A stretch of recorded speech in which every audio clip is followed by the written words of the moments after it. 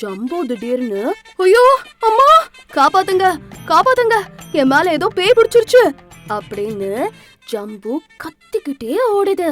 காட்டுல குளிக்காம சுத்திட்டு இருந்த ஜம்பு கரடிக்கு சுட்டி நரி உன்னை ராஜா மாதிரி ஜொலிக்க வைக்கிறேன் அப்படின்னு சொல்லி தூங்கிட்டு இருந்த ஜம்புவோட கால்ல இருந்து தலை வரைக்கும் அந்த தேனை அப்படியே ஊத்திருச்சு நரி. தேன் ரொம்ப தித்திப்பா இருந்ததுனால எல்லா பூச்சிகளும் ஜம்புவோட உடம்ப சுவைக்க ஆரம்பிச்சதுங்க.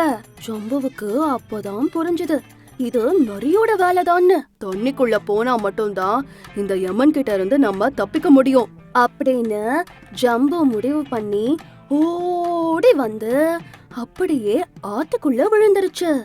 ஜம்பு கரடிக்கு என்ன நடந்துச்சுன்னு தெரிஞ்சுக்க தொடர்ந்து அடுத்த எபிசோட கேளுங்க. ஓஹோ கிட்ஸ் ஒரிஜினல்ஸ்.